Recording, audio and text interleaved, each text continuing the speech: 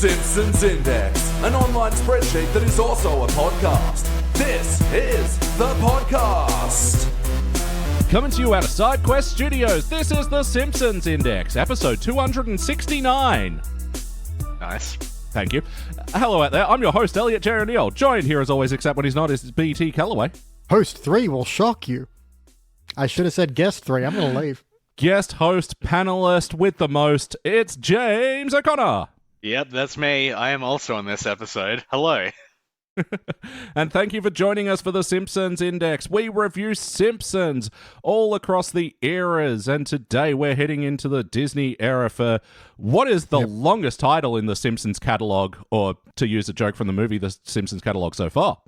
But before we get into that, James, we turn to you and ask, have you been keeping up with the show since your last encounter with us here at the Index? Have we inspired you to watch newer episodes of the show or return to old classic favorites? Where are you at? You know, a little bit. I keep hearing reports that apparently The Simpsons is good now. And every now and then I will dip in and watch the odd recent episode from the last, 2 or 3 seasons. Mm-hmm. And few of them I have been pleasantly surprised by. It tops out on oh, this is like a real show again.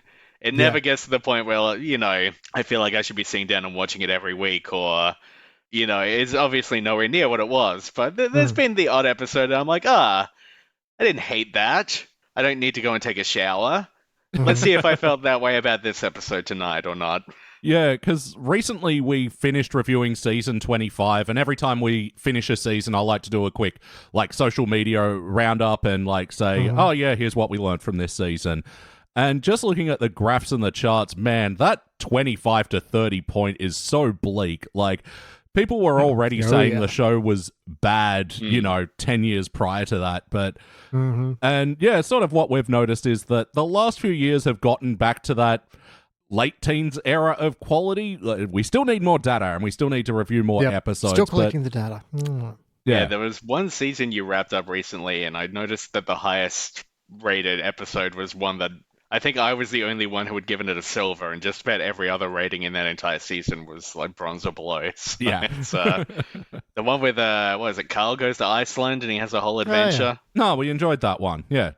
Season 24 was a new low for the show, but it would get lower in 25, and then I think 28's our worst season so far. Yeah, well, we all have new lows to reach, I'm sure. Personal bests, or worse. Yeah, but it is nice to know that The Simpsons have turned it around somewhat. If it's, even if the whole "it's good again" is a bit overblown, it's it's not untrue. It's better. It's still a TV show that exists, which is more than what I have. Yeah, you can definitely not take that away from it. But look, I mean, I got to admit, going into this episode, I saw the title and I was just like, oh boy, what's this about? And then you read the premise and it's like, oh, Homer gets cancelled. Oh, how are they going to handle this? I do think every time we mention this episode, we do need to say the full title of it. Yeah. You won't believe what this episode is about. Act 3 will shock you. Or was it YWBWTEIAATWSY? Oh, Nick could have put that on a friendship bracelet for it. I don't know if my wrist is thick enough for that bracelet. It's got a lot of space, a lot of letters. That's it. Yeah, I was just thinking as well, if we're covering a lot of Simpsons, across the decades, that is really an errors tour, so... BT froze during... Yeah, I lost him too. What I think was a pretty bad joke. Oh, it was fun cringe, don't worry. The last word I heard was error, which is pretty funny. Something about the error tour, I assume. Yeah, look, let's just move on and remove me later. This is not working out. I mean, this podcast is essentially an errors tour. We're kind of on the final tour as well, because we worked out that this time next year we catch up to the series. So let's continue on that journey with season 33, episode 14. Don't believe what Disney Plus tell you. You won't believe what this episode is about. Act 3 will shock you. Yes, the full title has a dash in it as well. Yep. First released in March of 2022, it was directed by Jennifer Moeller, written by Christine Nangle. It's one of 10 times The Simpsons have had a all-female writer-director combo. Yeah. Anyway, in this episode, Homer accidentally locks Santa's little helper in the car, and a bunch of people start filming him and then make him go viral. And then when Homer's at church trying to defend himself, he accidentally knocks Reverend Lovejoy out the window and just makes the whole situation worse for himself. Then he goes global with it, yeah. Yeah. And so Kamal Nanjiani recruits him and a bunch of other cancelled people to go into the big data mine and uncancel everybody, whatever. Hey guys, what'd you think? Boy, when you say that this is one of the very, very few episodes that has been directed and written by women, my immediate thought was, God, I wish I liked this episode a little more. Really would have been nice to come out, hard positive on this one. Oh, look, I'm sure it was the other men who were working on the show that ruined this one as well. Oh, yeah. I mean, look, we'll get into it. I guess I'm mixed, veering towards negative on this one. I've got a lot of thoughts. I wrote a lot of notes. I guess that's what a podcast is. I will go through the notes in a manner that makes sense as befitting the conversation. Mm-hmm. All right, what about you, BT? Look, I think I was mostly just relieved it wasn't worse. Much like you, I read the title and was like, That title being, you won't believe what this episode's about, Act 3 will shock you, to be clear. I mean, yeah, YWBWTEIA-ATWYSY. 8675309, yeah. Yeah. You know the one. We all know. Yeah, and I guess I won't say, pleasantly surprised, more like pleasantly neutralized. More surprisingly pleasant than pleasantly surprised. Yeah, we'll put it that way. Perfect. Yeah, I will say, I agree with all those points. Definitely better than I thought it was going to be based on everything, but just another thing with the newest episodes, it's not bad, but it's also not super funny. There's not a lot of jokes in here, and the whole thing of tackling cancel culture and all that, I feel like they're just not really making any new and unique commentary. It all feels very well-trod ground. Yeah, especially for season 33. Yeah. We've been here. Even clickbait jokes are kind of pretty old at this point. Yeah. And we've already had, in the good seasons, an episode where Homer gets cancelled for a thing that he didn't really do, but also he kind of did deserve to get some heat for it. Back in, what's it called? The Gummy Venus de Milo episode. Homer Badman. Yeah. Coincidentally, we covered on episode 169. Nice. I don't have a full memory of all the episodes, what we done when, but I just remember that one because Rosie and B, who we reviewed, that they were very excited when it was episode 169. Oh, that makes sense. Hey, Rosie and B. Yeah, so I basically agree with everything that Jessica said. I feel like part of the issue here is that Homer's cancellation just kind of feels very flimsy. The dog jumping around in the car, locking everything and knocking the keys out, and then everyone having a huge reaction to it, which is what happens in the episode. It just, there's not a lot of weight to any of it. It doesn't feel like an intelligently thought out. It feels like we need something here, and they came up with something and just sort of settled on the first draft for the reason Homer gets cancelled. And then he pushes Reverend Lovejoy out a window later, and I was looking at my page, writing a note at the time, so I kind of missed it and didn't bother rewinding. But I don't know. The whole thing just felt like not in keeping with Homer's character the way Homer Badman, they set up throughout the whole first act that Homer wants that piece of candy. Yeah. And then when you see the candy on the woman's butt, everything just sort of comes together really well in terms of the storytelling of that episode. And this just is much flimsier. Yeah. I did spend a long time wondering, should what Homer gets cancelled for be something, he did intentionally rather than, because initially he leaves Santa's little helper in the car, but he winds the windows down a little bit, he turns the AC on, he tries to be responsible, and I was kind of wondering, would this work better if it was something jerk-ass he did? But I get why they didn't, because they wanted him to have a defendable position, especially when he gets up at church and is all like, oh, I'm so sorry, you're also paper thin, and blah, blah, blah, whatever. It would have just been that he tweeted about enjoying having coffee in the morning with his wife. Yeah, that'll get you heat on Twitter. Sitting with Marge enjoying coffee. Oh boy. Topical. I do like that you mentioned that, the dog locking itself in the car, it's, kind of flimsy. It was my first note of whack, yeah. And being a bit silly because this is something my brother did. He was just dropping around a friend's place late at night, just picking up, let's say, something. And he brought his 2 dogs with him. Way to make it sound really illegal. Let's just say something.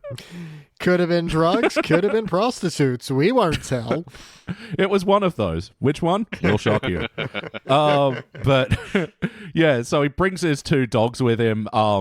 And it was a cold night, so he cranked the heating on. And because he was just, dropping in and coming back, he was just like, oh yeah, I'll leave my dogs in the car with the keys, with the heat blasting.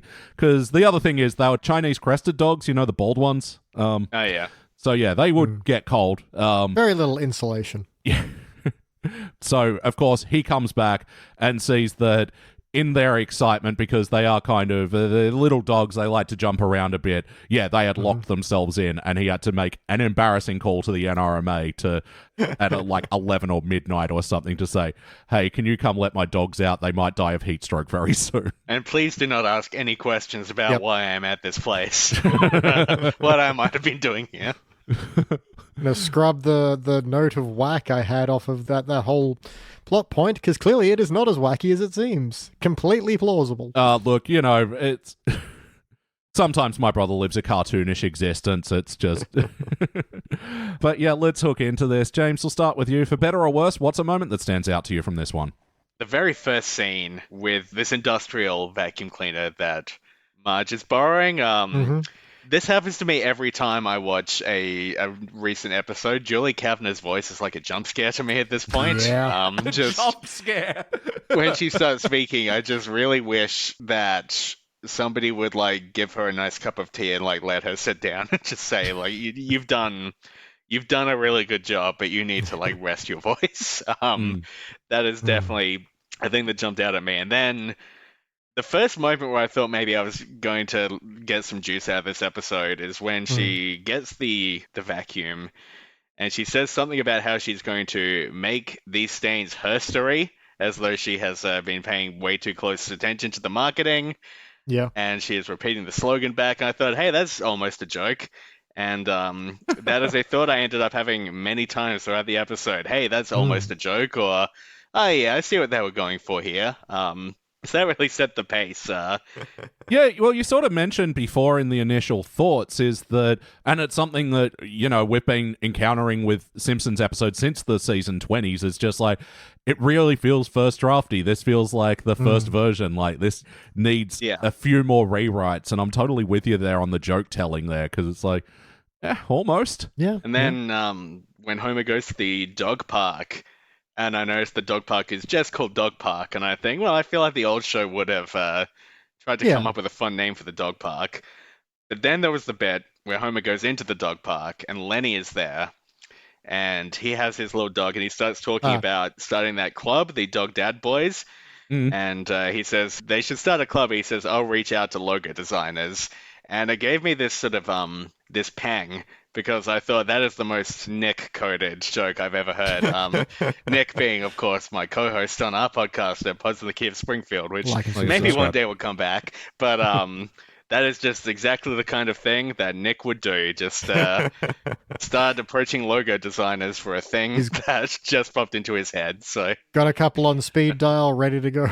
Yeah, it was I think this is Lenny's most amount of dialogue in a single episode, definitely in a single scene. Yeah, and he also sounds old. Yeah, that's that's our new Julie Kavner. Is Harry Shearer's deliveries have been really lackluster in recent years. Yeah. Yeah, Mr. Burns as well, kind of sounding his age. Mr. Which Burns is weird, right? The most painful, honestly. It's that was the character that was, always so great, and lately really flat. Yeah, we did this episode the other week. I don't remember what it's called, but Marge starts a charity, and then at the end, Mr. Burns gives this rousing speech encouraging people to pay taxes, and it's just delivered with all the enthusiasm of waiting in a dentist's office. But Elliot, that sounds really funny. He gives a speech about the importance of paying your taxes. It turns out the words aren't enough. It needs to be acted and delivered well.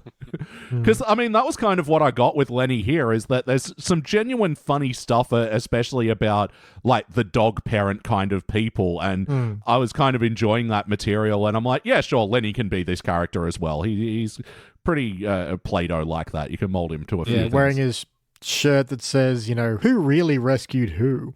Okay. Yeah. Yeah, it's like they have the jokes but not the punchlines sometimes. Yeah. And BT, what stands out to you for better or worse? This was hard to figure out exactly. I think it might have been when, Homer has this whole, Lisa hands him an apology and he's in church and everyone's giving him shit. So he goes up and behind the lectern is all like, let me read Lisa's apology. But then starts off with, I'm deeply sorry. Sorry you're all so offended and blah, blah, blah. And mid-rant, he knocks Reverend Lovejoy through the window. That's what sets him to go viral globally. And then, I can't remember which character, I think it's Lisa is all like, people are also videoing themselves with your voice overdubbed. This is what comedy is now. And I was also like, I don't know how to take that from The Simpsons. You're not wrong. You're not right either. There's a whole conversation to be had there. And fine, okay, it's over. I don't know. That part is something that just felt like a button I don't know if they should have pushed.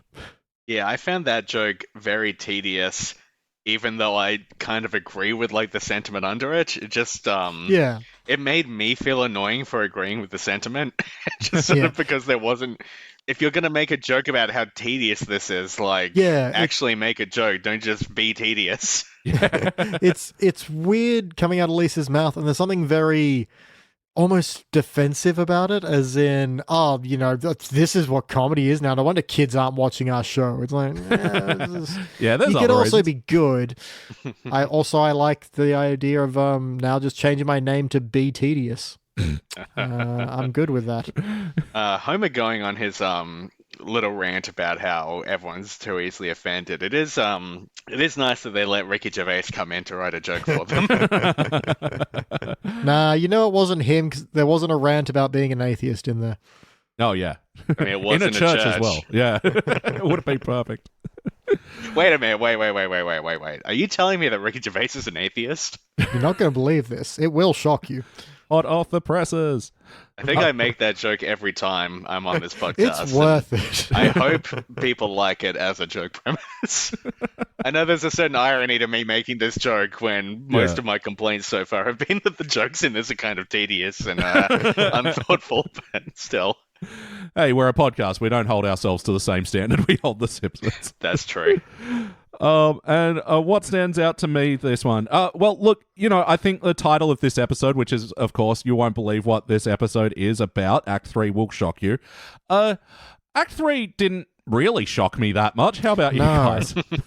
It was unexpected, I suppose. Was not expecting a sinister cabal of powerful people to be setting up a sort of Suicide Squad, if one would. There was a moment where I wrote in my notes, like, this is like a Suicide Squad, and then Kirk and then Van Kirk Houten says said it out loud. Like, I'm like, well, there we go. That is shocking. Yeah, wasn't expecting it, but at the same time, sure, this may as well be the plot. More Suicide Squad than the Suicide Squad, though. Yeah. Had that come out by this point? I think so, yeah. Yeah, so they put... James Gunn's The Suicide Squad. A good movie, as opposed to Suicide Squad. A instruction manual on what not to do in filmmaking. For real, I still love that it's possibly my favorite DC simply because I love watching videos that explain what it did wrong, and I get to learn things about editing and script work and setup and payoff and all these things from just one perfectly bad example. They just need to make like a third Suicide Squad movie with a very similar name, so you can say like Suicide Squad makes the Suicide Squad look like a Suicide Squad. Yeah. Wow, that was more of a tongue twister than I expected it to be. And playing the person who was like recruiting all these cancelled people is Kamal Nanjiani is in this episode. Yes, I thought he sounded familiar. Yes, he is. He is basically in this episode. Pretty much. He certainly is. I heard he got ripped for his appearance in this. Yeah, super buff, and yet didn't get a shirtless all scene. those Weird. vocal warm-ups really buffed him up. Yep. Can lift a car with his tongue now. Did you see Eternals, James? I did see Eternals. I I had a weird experience with Eternals, and I went in with like the lowest expectations. And literally 1 minute in, I kind of sighed and said, I'm going to like this film. I'm going to be annoying about it. That was sort of my feeling. Like, immediately, like, no, this is clicking for me. I'm going to be a guy who really likes Eternals now. What an annoying position to hold. How has life treated you since then? It just means every now and then it will come up in conversation. And people are either like delighted because they feel the same way or just like abjectly confused, or increasingly often people just don't know what the fuck I'm talking about. Also true. So what are you talking about? That's not a movie. That didn't come out. I'm like, it did. It was good. Really got forgotten about very quickly. Chloe Zhao directed it. Yeah, because I'm still yet to see it, but like just the polar opposites opinions that exist around this thing do make me curious. Like, I'm pretty like disconnected and done with Marvel as a franchise now, even as into it as I was like pre-Endgame. But yeah, occasionally they do shit like that where I'm like, well, I have to see this train wreck. No, that one's like a movie, you know? It has stuff in it. But yeah, like I picked this episode for us to review a couple of days ago. Sorry, which episode? What's it called? Oh, yes. You won't believe what this episode is about. Dash Act 3 will shock you. Thank you. And just today in the news has been fucking a weird unfolding situation. See, I was on my way to Newcastle last night to go see Tenacious D in concert. Oh my. Where at 3 p.m. I was informed, the concert's being postponed. And then it turns out to have something to do with when I saw them in Sydney the other day. And Kyle Gass having his birthday wish be, I hope they don't miss Trump next time. And that's just been a fucking wild situation to be unfolding and weirdly related to this episode. Yeah. Did you have tickets to go see them in Adelaide, another show that's been cancelled? No, I missed out on tickets, so no refund for me. No, it was a fucking sold-out show everywhere it went as well. But it only went to Sydney in the end. Wild. Wow, it's a very weird situation, and it's one of those things where I have like a lot of thoughts and feelings. I'm like, I don't know if I'm ready to put them on a podcast yet, but it's fair enough. I mean, fundamentally, it's a pretty terrible situation, and I feel very sad and annoyed about it. Yeah. It just seems like such a wild overreaction to, I don't know, a line that, again, like when it immediately happened, it didn't pick up steam until 1-2 days later. Like it was just a nothing moment. It's the way outrage reactions tend to happen. They always hit when someone random on, usually some kind of talking head picks it up and decides to run with it. By talking head, you mean David Byrne? I mean, I don't wish I meant David Byrne. I usually wish I meant David Byrne, but he seems like a lovely fellow. I like to think he would not be involved in this pandemonium. Who are you guys talking about? Stop making sense. Or is it stop making sense? It's stop making sense, but it's good. Fuck. I was wondering how to make a stop making sense joke, but I think yours is good. Well, I mean, much like Carl Gass's joke, it didn't entirely make sense either because, he didn't miss Trump. He just could have aimed it better. If his intent was to do the thing. Well, we're cancelled now, Elliot. Thanks for that one. Off to the Institute. But anyway, how was the wackiness in this episode? Well, I did have one, which was Santa's little helper locking himself in the car. But I hear that happens quite frequently. Yeah, well, I think that's the other thing I didn't highlight is because, there is like a lock all doors button pretty accessible like on a driver's side of any like modern car. So yeah. True. I suppose the third act of them the shocking third going into this place and like, I mean, that's almost wacky. It is mostly just them walking down a corridor, but the premise is kind of wacky that they have to break into this place and where there is plug a USB in and upload a bunch of shit. Which seems to be a lot of like plots. The culmination is to take a USB to some server. That was one of my notes, is that all of these plots are so reliant on USB technology. It seems like this is all, writers who their knowledge of computers maybe like is 15 years out of date at this point. There's probably a better way to do that by now. I mean, make an SD card, I suppose. But yeah, I guess when you're at your desk, you got your computer in front of you, and then what can they do? Looking around. Oh, a USB. Yeah. Or how does Homer put it? Yoinking the doodad out of the computer hole. Yeah. Yeah, sure. We've all been there. I did like the whole thing with the people, though, because, Kumail's whole thing is that he's training these people to re-enter society and for people not to hate them and berate them anymore, so gets them doing a bunch of community service works. I like the idea that then all that was training them to break into ChumNet or whatever the officers were. Unquestionably the best joke of the entire episode, which was, they're like, if we're going to go on this mission, shouldn't we have some kind of training? It's like, you've already had some kind of training. And then, all the things they've been doing become relevant, very Karate Kid style, including wall stuff. Yeah. They did wall stuff. Wall stuff was a good joke. I didn't mind it, but I do kind of wish the things they were doing were funnier than they were. Yeah, there was a little bit of disappointment there. Of, how are they going to apply? Oh, okay. I mean, sure. No, I mean, that's the thing, and bring back to my original point of this. It wasn't very funny. I'm just saying, as a story function thing, I'm like, neat. Did I laugh? Not really. I am noticing how many notes of mine have the word after it. It's several. How do you write that? PFFFT. Oh, okay. Or more of a if you want, but for the podcast effect, I put the extra little spittle in there. Yeah, you're welcome, audience. It's one thing I'm fascinated by is how do you write the onomatopoeia for like a fart sound? It's a very hard sound to capture in words, and the whole school of comedy about you gotta make it Elliot. wet. Well, it depends if it is wet. What are you trying to capture? I did think it was interesting in this episode that it's full of jokes about clickbait and clickbait headlines that almost none of them are funny. And I feel like writing a funny clickbait. I mean, I used to co-run a website called Point and Clickbait, which was a video game satirical news website. And my pet peeve with satirical news has always been like a lot of these websites, the headline is the entire joke, and then the body is just sort of reiterating the joke in the headline. And we tried not to do that too much, but there is real joy in writing a funny headline, and I'm sad that the writers of The Simpsons didn't get to experience that.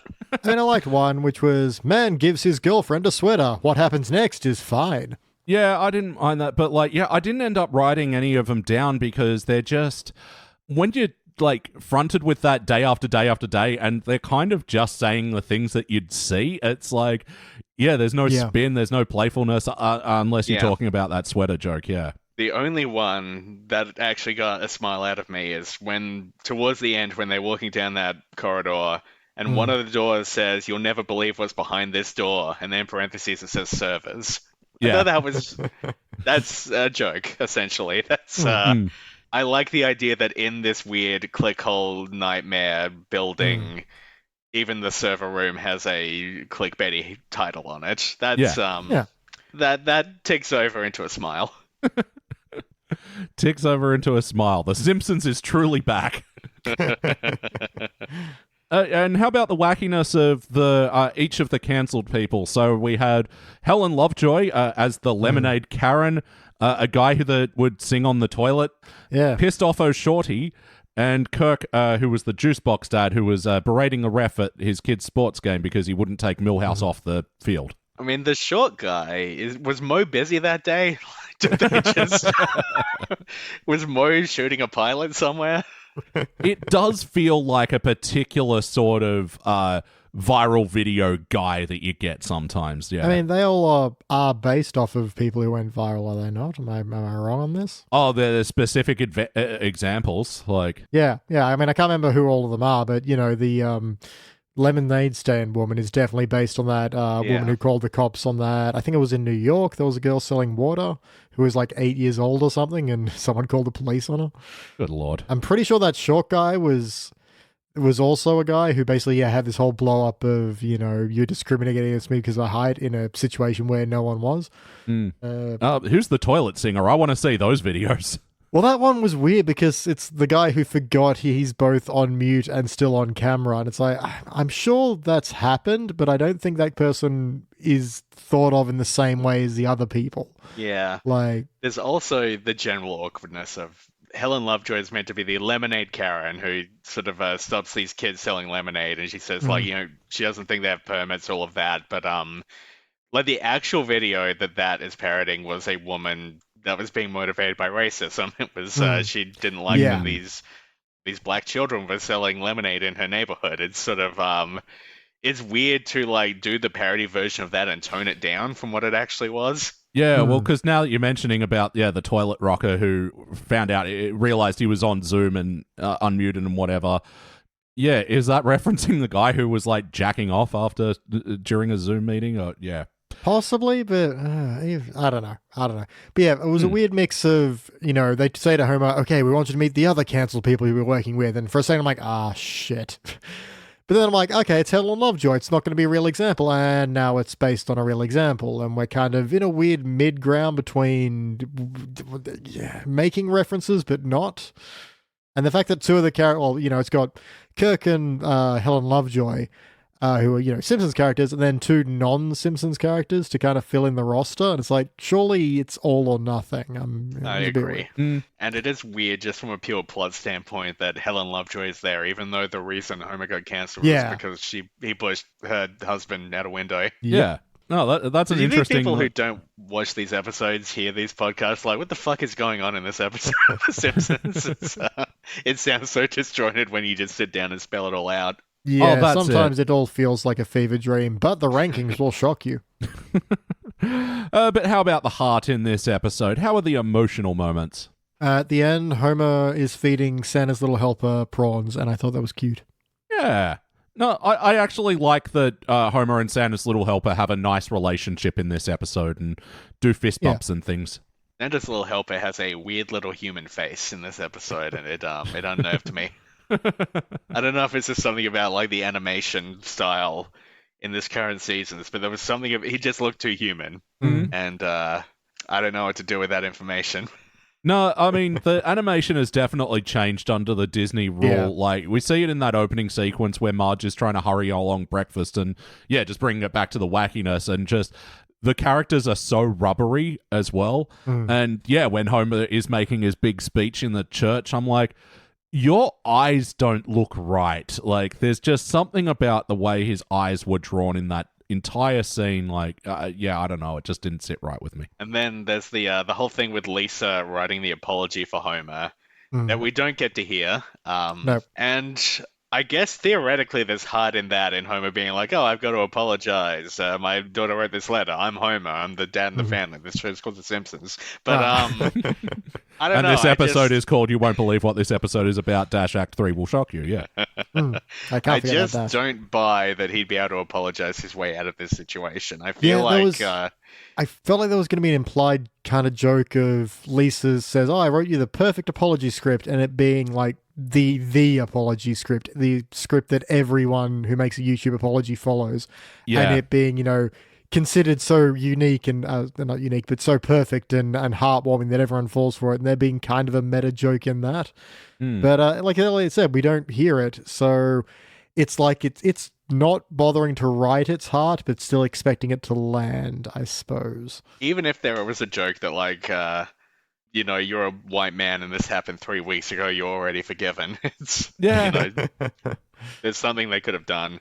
Yeah, I think that scene just kind of works from the, when Homer's dreaming to try and figure out an invention to make him a lot of money, like, in that sense, I've written the perfect apology, and you don't actually get to hear it. But, I think I agree with you, Beach. There would have been a funnier joke there to be had if you just did the standard format one, because... Yeah. Have you guys seen that Nicolas Cage movie where people are dreaming of him? Not yet. Dream scenario? You mean my life? Yeah. As in you're dreaming of Nicolas Cage, or people are dreaming of you? No, I'm dreaming of Nicolas Cage. I don't know what other people are dreaming. I don't ask. What are you dreaming, audience? Write in. If you're dreaming of me, send me money. What does Nicolas Cage dream about? That's what I want to know. More Nicolas Cage, I think. Yeah, much like that movie. But even then, that has a whole thing about, like, because they use that sort of as a metaphor for cancellation and shit as well. And that movie as well has, like, him doing an apology video and, like, trying to be really earnest and how this is affecting his life. And then people are, oh, it's so self-serving and whatever. And, like, that was a funny twist on it. Yeah, this one just felt like, this is the plot point we have to hit to bring us home. Sure. But ultimately, did it feel like an episode of The Simpsons? Are these the characters we know and love? Is this the show we know and love? That's the most I'm going to say on it. They're making references to TikTok and Joe Rogan in the 2020s. Yeah, this is The Simpsons now. On these episodes, Elliot, where you're just looking at one episode from a recent season, do you ask... I know that there used to be a section where you would ask if I'd seen the episode before. Mm-hmm. I'm just assuming not. Long time ago. Okay, because I had a weird thing with this episode where the whole time I kept thinking, have I seen this before? And I feel like maybe I just had it on in the background at some point or another. I don't know. There were just so many things. Maybe it's just like, I know often the Simpsons Facebook page will share clips.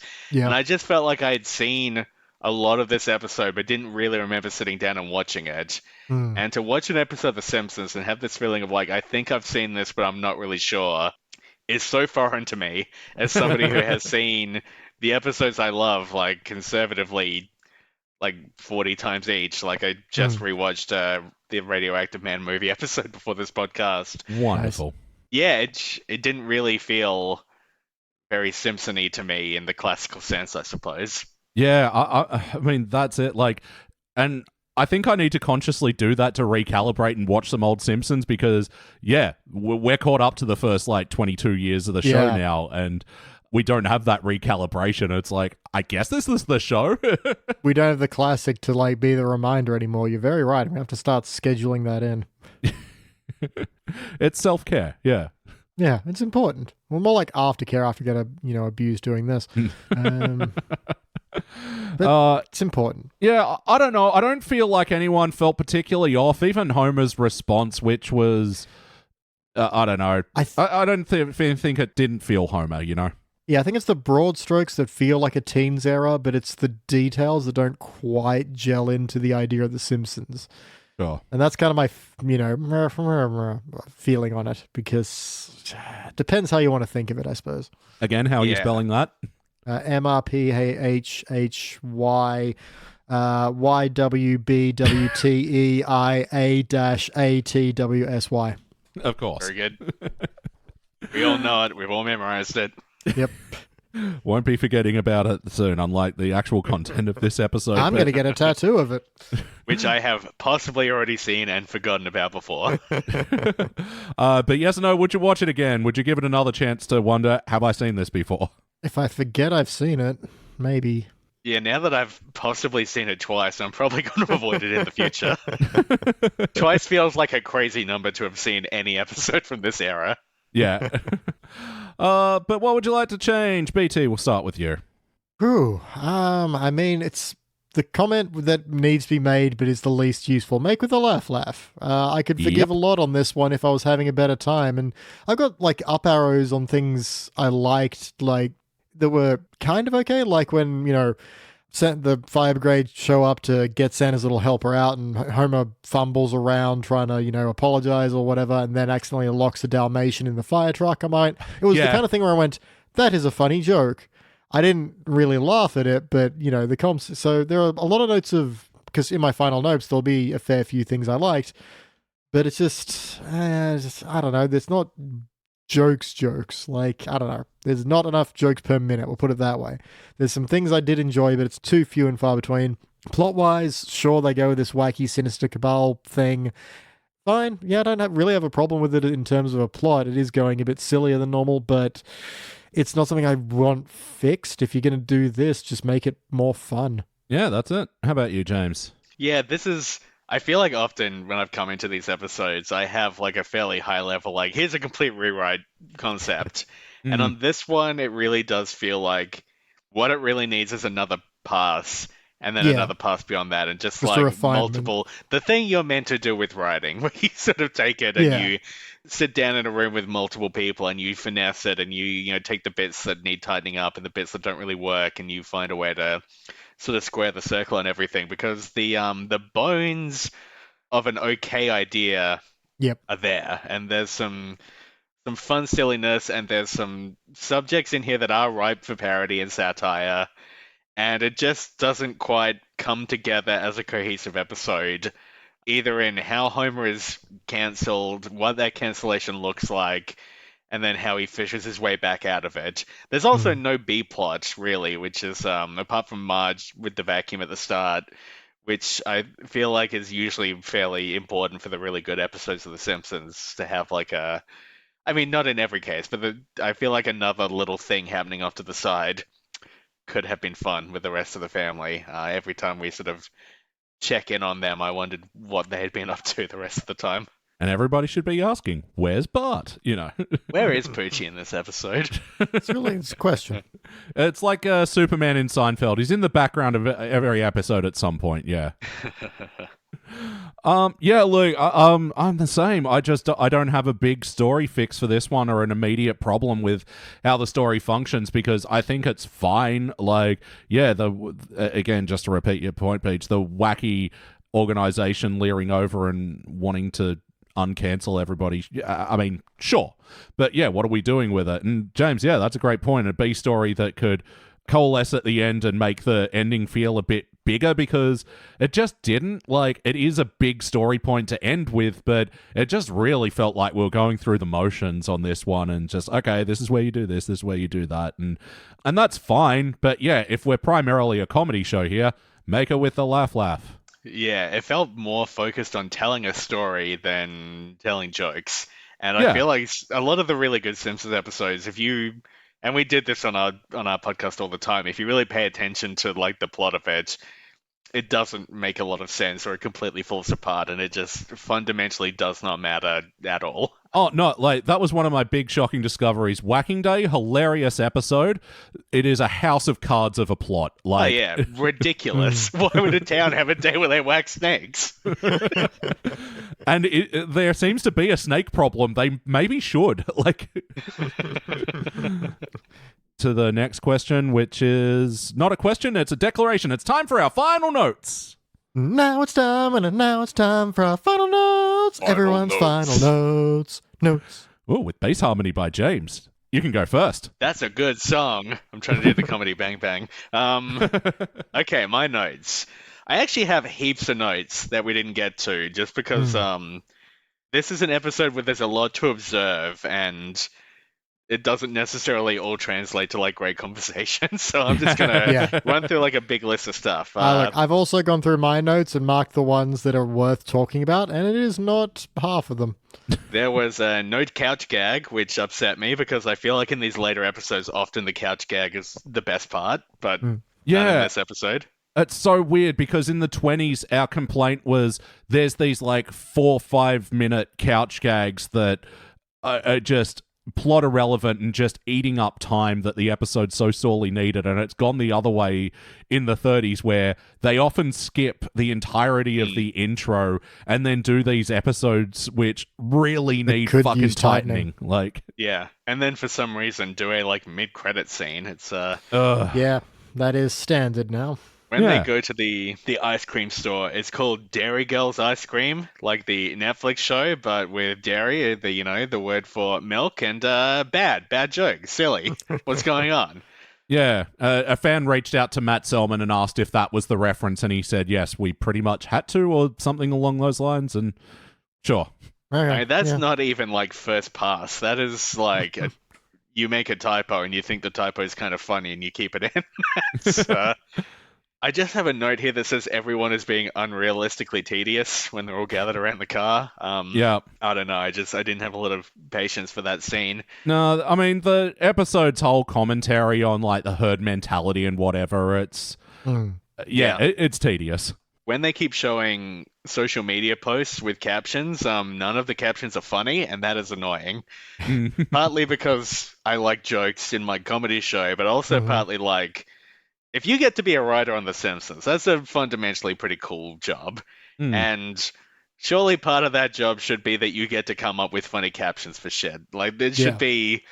I'm sure, even if these episodes aren't very good, if you're getting hired onto The Simpsons as a comedy writer, you must have some comedy skills. Yeah, and it feels like the writers are just not given many opportunities to actually flex those muscles. So that's a bit disappointing to me. I will say there was one joke in the whole like montage of how it's spreading on the internet where one of the sites that they were showing was just literally socialmedia.com, and there was something about the laziness of that which I found pretty funny.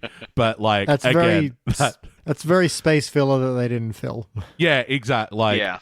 I'm sure that was a placeholder that became a joke because of how placeholdery it is. The only example of that I thought was kind of well observed is the bit where Homer has pushed Reverend Lovejoy out the window saying, "Do, do, do, I'm Homer, out the window you go." And then they showed the meme where they've captioned like Homer and Lovejoy, and it's numerous different examples. Like one is Lil Nas X, and then the Reverend Lovejoy says his haters, and it's, there's a lot of those. Yeah. DC And I and thought Marvel, that yeah. is actually what would happen. That is sort of like how people would react to this moment. So that's not actually funny, but it's well observed. Which is almost like a joke, right? Yeah. I did like Mr. Burns saying that we intend to lean back, tent our fingers, and listen when he was talking about why they'd fired Homer. That felt, again, kind of well observed. There's a scene in this where they get a phone call. Bart answers it, and I just wrote, why do the Simpsons still have a home phone? Oh, yeah. It seems so antiquated to me that they still have a landline.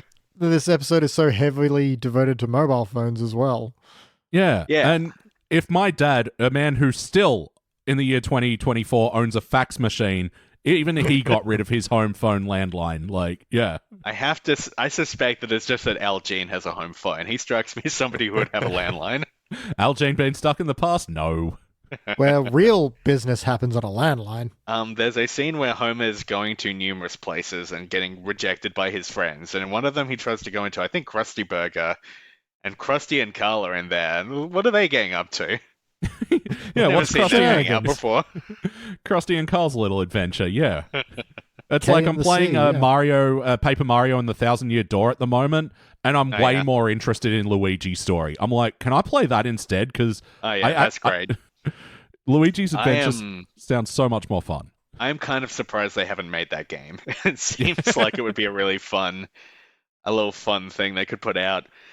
I'm curious how you two feel about the joke where Homer is like looking for solace and he gets invited into a house and then it pans across and says right-wing podcast house prize welcome, and it's obviously Joe Rogan.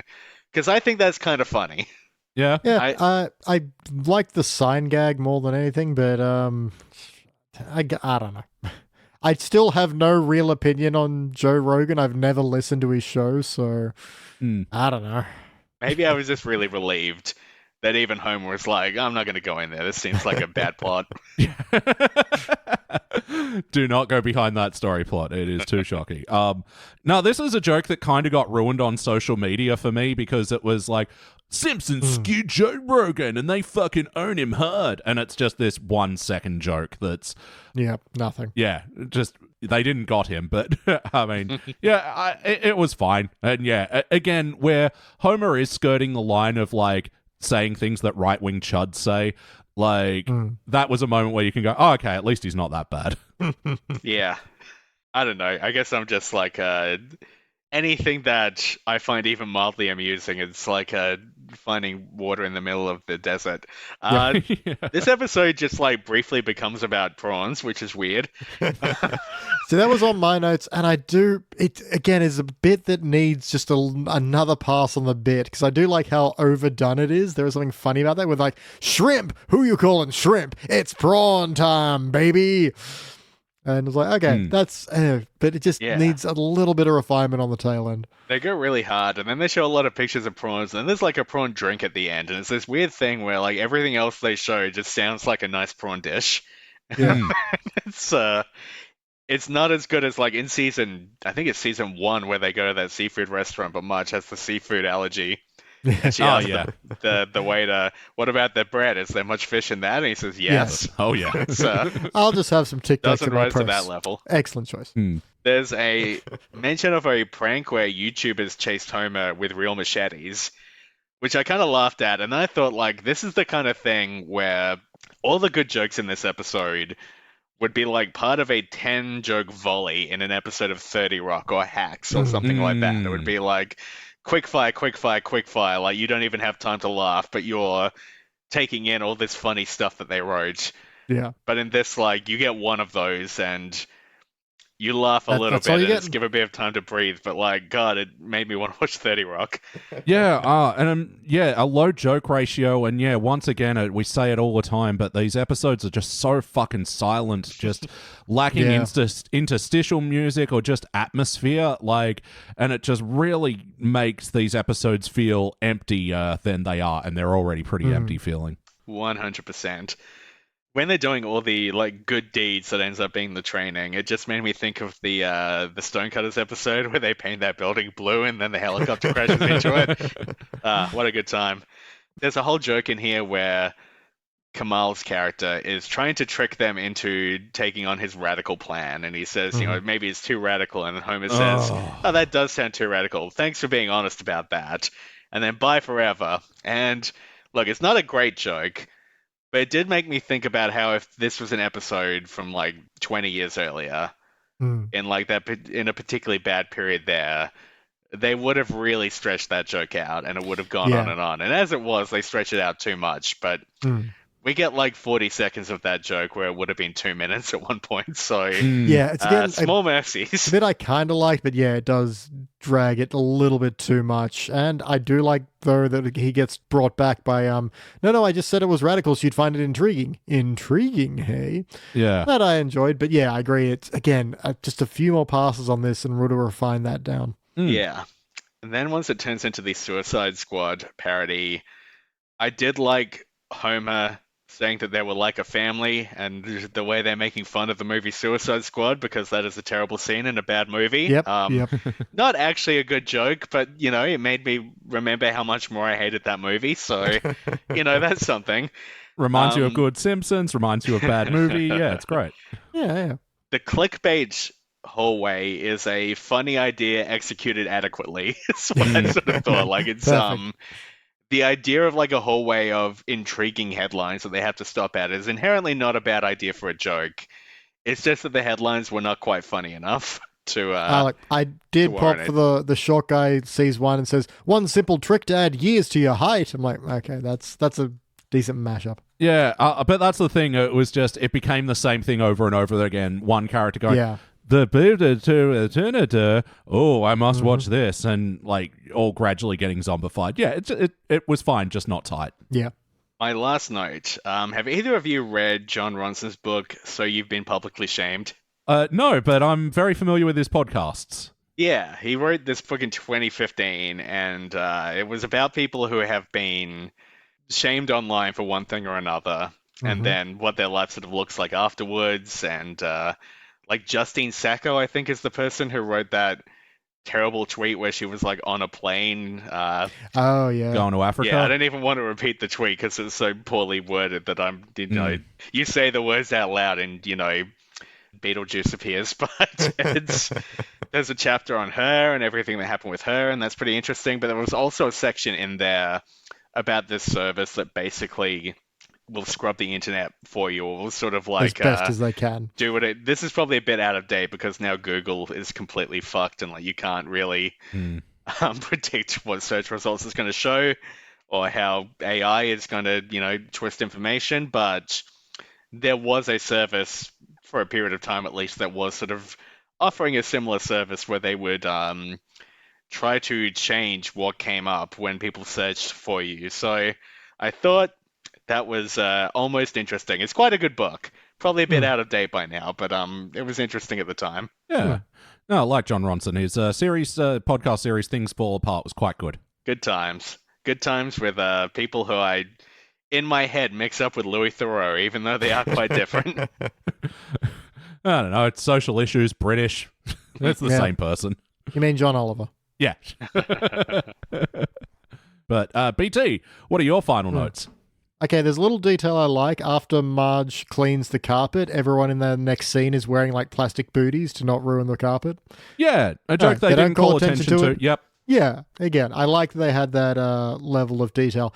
Their car is a Plymouth, apparently. Have they ever referenced that before? Because the better of my knowledge, they have not. Yeah, I don't know. And this was a fun Easter egg for me because I have an uncle in Cairns who, for the longest time, had a Plymouth, and we loved it as kids. It had the novel factor of having like those sheep wool seats and no seat belts. And because he had it like registered as a classic car, that was fine. And we're like, oh, we're driving around with any seat belts, not thinking this was a fun time, not thinking, oh, this is kind of dangerous. Nice. But yeah, you had a beautiful green Plymouth. Yeah. Nice. Not pink. Oh well. It's weird, like, again, I feel like a few more passes on the Mr. Burns appearing to talk about how he's decided to distance himself from Homer Simpson and basically has fired him, needs a few more passes because it needs a kind of, I've been told by my lawyers I have to fire this employee for the things he did on the computer, or something like that kind of vibe. It just feels a little bit un-Mr. Burns the way it is, even though, it's a means to an end, so fine. But just it needs a little bit of something else. And again, a few more passes. And sorry, I will just cut in here. I just had to just quickly check online. So Plymouth as a brand was discontinued in the year 2001. So that's a nice little detail that the Simpsons have a really old, out-of-date car. Oh, yeah. Nice. There's, when Homer shows up to the prawn-a-thon and everyone sees it's him and leaves, the woman who's always like, well, I never, walks past him and he just has a line of, why am I always meeting people who never? I'm like, okay, that's fine. Again, close to a joke that made me smile. Pretty close. Yeah, exactly. It's one of those things of, oh yes, that is witty. I thought it, but I did not react to it. There's a line that whatever the hell Kamel's character has, he's like, you don't want to know what my investors are capable of doing to people who don't help cover up the things they're capable of doing. I'm like, that's reasonable. And yeah, my final note is a negative, which is, they really thought the word radical was funny. And so he was like, oh no, my plan was too radical as the sinister cabal closed in on me. He's like, too radical. And it's like, yeah, it's not that funny of a word, guys. No, for the things that you could shout while people are closing in on you, that was, pretty lame. I feel like radical used to be a thing that Bart Simpson would shout while skateboarding. Yeah. Oh, definitely. Cowabunga. A cool word for cool people. Have we mentioned that this episode is called You Won't Believe What This Episode Is About? Act 3 Will Shock You. Look, people need to be reminded. It's not enough to have it in the title and in the podcast once. As many times as possible. Like shouting your own name. Ricky Gervais is an atheist? If he doesn't remind you 5 times a joke, how are you going to know? All right, so yes, Elliot, now going over my final notes for You Won't Believe What This Episode Is About, Act 3 Will Shock You. Wait, that's what the episode is called? Wait, which act? Oh, be tedious. I will. They're mentioning all the people that, after Homer locks Santa's little helper in the car, it's like, oh yeah, the dog dads are mad, now the cat people. Oh, now you've angered the horse crazies. I'm like, that's pretty good. Horse crazies. I wrote that one down and then put a note next to saying funny because I could not decide. Bart's charting the doxing results, violence, death, miscellaneous slurs, and yikes. This to me, it reminds me of the joke from The War of Art. Oh yeah, which we reviewed with you, Jackal, where they've got for and against bricks coming through their house. I thought, I like that. Okay, weird fucking ultra specific complaint. So why does everyone's prawn bibs only have the first and last initials, but Homer's has all 3 names? Like, did they just not want to commit to the rest of the characters' middle names in here, or why did they even bother putting Homer's middle name? Well, it just bugged me. As we know from reviewing the episode, You Won't Believe What This Episode Is About, Act 3 Will Shock You. If you don't spell everything out for people, they don't get it. So if they saw HS on a bib, they'd be like, who the hell is that? You gotta really make it clear, especially in initializations like YWBWTEIA-ATWSY. It's just important, Elliot. Wait, does this belong to a high school? I'm just trying to understand here. Yeah, trying to figure it out. If it just said Homer, it could be Homer Glumpitch. Yeah. You gotta make it clear. And yeah, they included Santa's little helper's middle name on his bib as well. Little. Was that all first name, or is Santos L. Helper. Yeah. Oh, yeah. I don't remember where it happened, but apparently we get an appearance of Dredrick Tatum in this episode, and voicing him is his now regular voice actor, Jay Farrow, who replaced, I think Hank Azaria was voicing him previously. He appears when Homer comes back out to the car with the ice cream. He's like the first person that talks to Homer about what's going on. And all I could think was, why is Dredrick Tatum here? Yeah. So that's the thing. Jay Farrow, now going forward, is Dredrick Tatum's voice actor. And, that he hits the worldwide broadcast button that's just in the server room. I enjoyed that as a bit. Whack. To be fair, they also kind of call attention to it from a narrator out of nowhere being like, and the people, everyone everywhere that he could hear for some reason. Fine. And my final note is, over the credits, they have that toilet singing guy singing AC/DC's You Shook Me All Night Long, and he conveniently doesn't do the line that's like, she'd already she come, told me to come. She told me to come, yeah. But I was already there. Just turn the episode off at that point because I found that tedious. I did too, but for the fans, I'm like, we better watch this in case there's something there worth talking about. There wasn't. No, just that. He missed the line about coming. Sorry, what is your beer koozie there? Your stubby cooler there? It is Back to the Future. Nice. Yeah, it is. Beers to the Future. Yeah, it's a little underground movie that not a lot of people have seen, but I think it's nice. Actually, in November at the ICC in Sydney, they're having one of those. There's playing the movie while having an orchestra play the score. Oh, yeah. Oh, nice. Yeah. Our love. Ooh, I wonder if Huey Lewis will be there. And his he probably will be, right? Better be, yeah. Why wouldn't he be? Doing? Yeah. All right, it's time to rank this thing. On the Simpsons Index, we rank using a 6-point scale, which starts down the bottom at failure. Maybe if the episode was just, you give it a participant. But for the positive rankings, you got okay bronze, good silver, excellent gold, but for the best of the very best, you give cubic zirconia. I'm going to go first. Let me show you how it's done. Look, it's getting a big old bronze from me. There's a bit of effort with the story here that, is sorely missing in a lot of more recent Simpsons episodes that I appreciate. Yeah, I think it's just going to be the same points we've been saying all podcast. It's tedious. It's not super funny. There's enough going on where I didn't exactly regret my time with it. And again, just given the title of the episode, of course, which is You Won't Believe What This Episode Is About, Act 3 Will Shock You, and the plot summary that was on Wikipedia or whatever, I was gearing myself for a worse time than I had. BT. Yeah, I think my favorite part about this is I didn't hate it more, which is a weird thing to say. I was expecting to, just much more head desk face palm throughout, but I didn't. Did I enjoy it? Looking through my own notes and the number of times was written and the number of jokes that I was like, how humorous, rather than actually laughing at, kind of makes me feel a little more down on this than maybe if I was having a better time, I would have had a better time. So participant. All right, and James, please finish it off. Yes, this one, I find often, like when I'm trying to review one of these for the Simpsons Index, a podcast that is also an online spreadsheet, I find myself split between two different ratings, sort of on the cusp of like a high, a low, but this one really just like in my bones, I felt it for what it was, like from pretty early on. I felt like it wasn't an episode that I thought was actively terrible. I didn't hate it. I didn't have a bad time necessarily.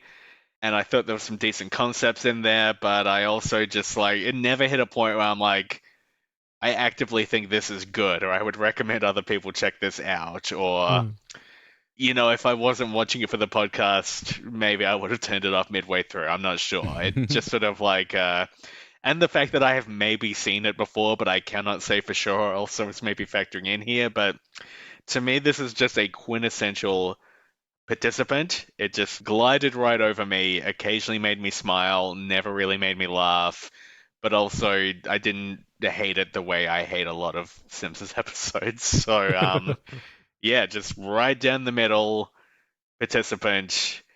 It's fine. Nobody should be too embarrassed, but I'm not going to watch it again.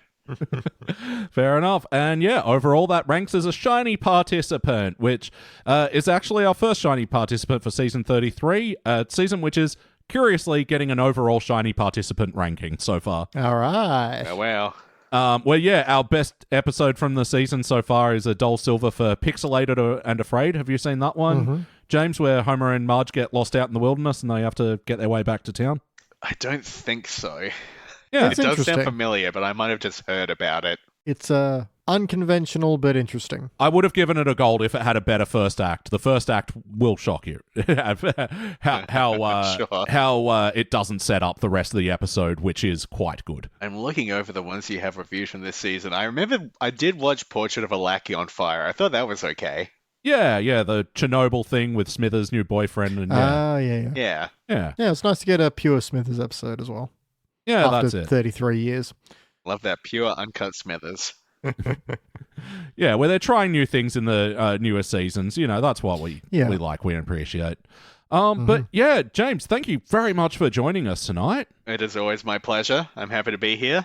Wonderful. And have you got anything to plug at the moment? I do. Let's see. I've got, obviously, look, we haven't released an episode in years, but I still have my Simpsons podcast, Pods in the Key of Springfield. I still feel like maybe one day we'll do another episode, but who knows? We all hope. Next month, I can't actually properly announce this yet, but next month, if you follow me on social media, I'm Jickle, Jickle, on the Cursed website, and I'm also on Blue Sky and a few other places with the same name. I will have something to announce towards the end of next month, where I will be asking people to please give me money in exchange for a product. So that's sign me up. That'll be a thing. Yeah. I also have a game that's coming out at some point, but I don't know when it's coming out exactly. But I wrote a game that you'll be able to play. God, if I could actually say what it was, this would be a much better plug. But, Watch this space, everybody, with bated breath. It's a mobile game. It's based on a 90s franchise that people love that is Back to the still future. kind of going today. It's not The Simpsons, but yeah, it's fine. You can check it out or don't. And I guess you can't really because I've given you no details. But Is that the Power Rangers game? yeah. Okay, cool. Yeah. I mean, it's out in Australia. I just I don't work for that company anymore, so I don't really know what's going on. Well, it's still on my phone, so they haven't removed it from the internet yet. Tremendous. Nice. No, yeah, absolutely go check out Pods in the Key of Springfield. It is still my favorite Simpsons podcast, ours included. That's very nice. And Yeah. towards the end of August, please give me some money for an unannounced project. Just invest now, dear listener, and whatever ends up coming out from it will shock you. It will not cost very much money. Yeah, that's what we love. Speaking about things that don't cost very much money, BT. Well, if you like exchanging money for product, maybe I can bait you into clicking over to patreon.com/sidequeststudios, which is the umbrella for everything that we do, including 180 plus exclusive podcasts. Episode 171 will delight you, not shock you. I assume. I don't know which one that is. But yeah, because we have a whole variety of shows that go through the rotation. We've got DVD and Dextras, where we cover all the special features hidden on the DVDs. We've got Starring Springfield, our movie podcast, where we review movies that star a cast of The Simpsons. We've got Story of the Chalk, where Elliot, Danny, and I riff on the hypothetical episode that led to the chalkboard gags that must have happened, surely. What have we missed? And all that for as little as a cup of coffee, I think. What does money cost anymore? I have no idea. So that's on patreon.com/sidequeststudios, available right now. Yeah, so yeah, we like to give you a lot of value for your money. You're getting a bonus podcast every week, all those shows that PT listed, and also one of the Patreon perks is you get to decide a movie for us to review on our podcast Starring Springfield, where we review movies that star the cast of The Simpsons. So if it stars a Simpsons regular, it is eligible. James, do you have any favorite movies in that particular subcategory? Look, if I was choosing a movie for you, I definitely would not be trying to pick my favorite movie. Most people don't. No, that's the fun thing. I'd be making you do Along Came Polly or some shit. That would be the. Oh God, I hate that. You've already done Spinal Tap, right? Because that's my actual favorite movie. Yes, of course. I think it's the Still highest Light. rated movie on. Yeah, it's that and Taxi Driver, which both gotten top marks from us. I think Spinal Tap Very is the different. only movie on IMDb that lets you rate it out of 11. I think Yeah. that's. I don't know if they still do that, but that was definitely a thing for a bit there. That's good. That's good. But yeah, you don't have to recommend good movies either. Legendary patron AlmightyK made us watch Rhapsody Street Kids Believe in Santa, and it is one of the... you've heard of it, James? No, I have not, but it sounds great. It's free on YouTube, and it's awful. Yeah. Truly, how did this get made? Potential contender. Yep. I'm surprised. And as we Paul Shear had to specify, it's not so bad it's good awful. It's just awful. And ergo, we hate it. Have you done the Simpsons movie on there? Fucking Nick asked us to do that, and I was like, okay, mate, but no. I'll tell you what we told him. Listen here, you little shit. But yeah, we'll review the Simpsons movie in some time on this podcast, I'm sure. But if you want to hear more reviews of that, I think you guys reviewed it like 5 times, right? Yeah, we did. At least 3 or 4. Yeah. Well, anyway, go check that out. Patreon.com/SideQuest Studios. But for now, that's the Simpsons Index for this week. Thank you once again, James. Podcasts. What a time. What a concept. Thank you for having me. I thought your catchphrase then was just going to be podcasts. Yeah, so did I. Until I said it, I'm like, that's not enough. You have to keep talking. BT, thanks, mate. Be tedious. And I'm your host, Elliot J. O'Neill. That's all the mustard in the house. And all the tedium. Podcasts. Oh, and that was our review of You Won't Believe What This Episode Is About. Act 3 will shock you. Thank you for listening to the Simpsons Index podcast, which is also an online spreadsheet available at thesimpsonsindex.com. You can also check out our other shows, like Pulp Fury Radio, our scripted fiction podcast, which tells all original stories across a range of pulp genres, and Thrones of Game, where we review Game of Thrones in reverse order. Links to those podcasts and more will be available in the show notes. Now, there's no bonus scenes for this episode, so we'll catch you next week. There's no bonus scenes, but why not treat yourself to a cheeky remix by Danny Rosewell, aka Danny Macabre, and his remix of The Power of Love.